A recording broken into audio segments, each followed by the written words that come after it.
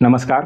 मी सर्वांचं स्वागत करतो हवामान अपडेट या आपल्या यूट्यूब चॅनलवरती. मी नेता जाधव. आपण पाहणार आहोत 16 फेब्रुवारीचा संपूर्ण महाराष्ट्र राज्याचा हवामानाचा अंदाज. सर्वप्रथम लेटेस्ट सॅटेलाइट इमेजनुसार जर पाहिलं तर उत्तर भारतामध्ये याचबरोबर राज्याचा बहुतांश भाग असेल, तसेच संपूर्ण मध्य भारत असेल, दक्षिण भारत असेल, या भागात आपल्याला वातावरण हे स्वच्छ पाहायला मिळते. याचबरोबर येणारा जो WD असेल तो येणारा WD 16 तारखेच्या संध्याकाळपर्यंत उत्तर भारतामध्ये दाखल होण्याची शक्यता आहे. मात्र हा WD मध्यम स्वरूपाचा राहण्याची शक्यता आहे. याचबरोबर सिस्टम प्रणालीबद्दल आणि वाऱ्याची दिशानुसार जर आपण पाहिलं तर उत्तरेकडून जे वारं आहे ते उत्तरेकडून वारं दक्षिणा सध्या वाहत आहे. हे वारे कोरडे वारं असल्यामुळे भारताचा जो मध्यपासून उत्तरेचा भाग असेल या भागात आपल्याला रात्रीची थंडगार हवा पाहायला मिळते. मात्र दिवसाचं तापमान मध्ये वाढ झालेली पाहायला मिळते. याचबरोबर राज्याचं जर पाहिलं राज्याच्या बहुतांश भागामध्ये तापमान हे जवळपास 34, काही भागात 36-38 डिग्री सेल्सिअस पर्यंत आपल्याला पाहायला मिळतं. याचबरोबर कोकणाचा भाग असेल, विदर्भाचा बहुतांश भाग असेल, या भागात उष्णता अतिशय जास्त आहे. कोकणातील दक्षिण भाग असेल या ठिकाणी उष्णतेच्या लाटेचा इशाराही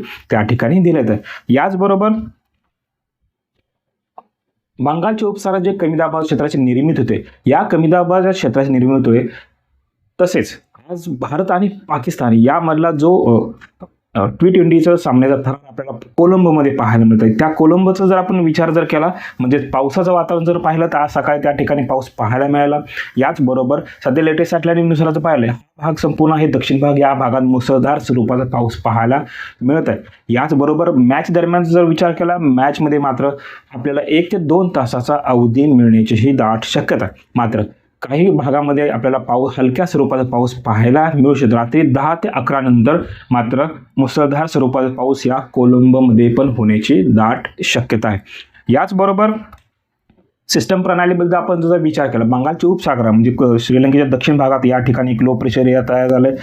हे लो प्रेशर एरिया मात्र त्याचा जो फोरकास्ट ट्रॅक आहे तो अजूनही डिसाईड नाही की कोणत्या साईडला जाणार. कारण की एक ट्रॅक आहे तो भारताच्या दक्षिण भागापासून अरबी समुद्रात चालला आहे, दुसरा ट्रॅक श्रीलंकेपासून तिरुवनंतपुरम या ठिकाणी जातोय. तसेच ज्यावेळेला WD येईल आणि त्या वाऱ्याच्या प्रभावामुळे मात्र जर वारे दक्षिणेला आलं तर हे जो लो प्रेशर एरिया असेल तो लो प्रेशर एरिया रिकवर करून इकडे जाण्याची दाट शक्यता आहे. तर सध्याच्या कंडिशननुसार जर पाहिलं तर हा फोरकास्ट टाईमनुसार श्रीलंका आणि भारताचा दक्षिण भाग असेल या भागामध्ये इफेक्ट करण्याची दाट शक्यता आहे. तसेच भारताचा मध्यवर्ती संपूर्ण भाग असेल या भागामध्ये वाऱ्याचे डिस्कन्टिन्युटी तयार आले.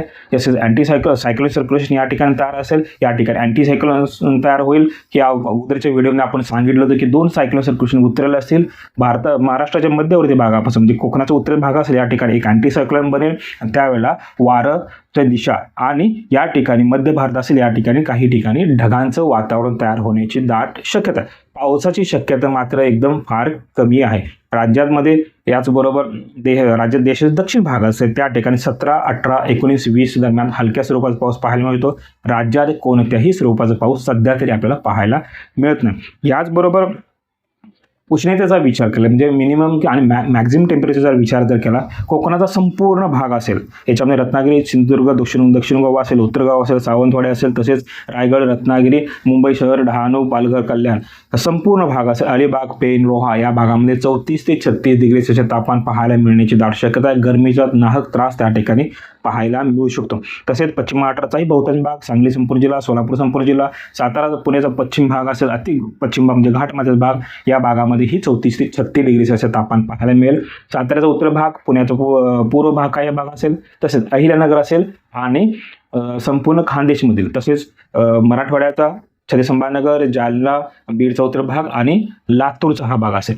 या भागामध्ये आपल्याला जर पाहिलं 32 ते 34 डिग्री सेल्सिअस तापमान पाहायला मिळेल. याचबरोबर धाराशिव असेल, तसेच बीडचा दक्षिण भाग असेल, नांदेड, परभणी, हिंगोलीचा उत्तर भाग आणि संपूर्ण विदर्भाचा पश्चिम भाग असेल, संपूर्ण भाग असेल. याच्यामध्ये यवतमाळ असेल, तसेच चंद्रपूर संपूर्ण जिल्हा, अकोला, वाशिम, अमरावती संपूर्ण भागामध्ये, बुलढाणा काय भाग असेल या ठिकाणी 34 ते 36 डिग्री सेल्सिअस तापमान पाहायला मिळेल. याही ठिकाणी उष्णता आपली प्रखर त्या ठिकाणी पाहायला मिळत आहे. याचबरोबर नागपूर, भंडारा, गोंदिया उत्तरेचा भाग असेल या ठिकाणी मात्र 32 ते 34 डिग्री सेल्सिअस तापमान पाहायला मिळण्याची दाट शक्यता.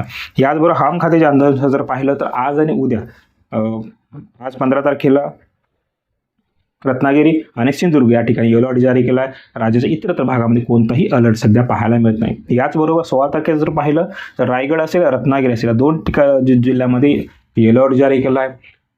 याही ठिकाणी काही ठिकाणी उष्मा वाढण्याची दाट शक्यता आहे. तर हे होतं येणाऱ्या 24 तास राज्याचं हवामान अपडेट. जर आता आपण हवामान अपडेट या यूट्यूब चॅनलला सबस्क्राईब जर केलं नसेल तर कृपया सबस्क्राईब करा, बेल आयकॉन नक्की करा. धन्यवाद.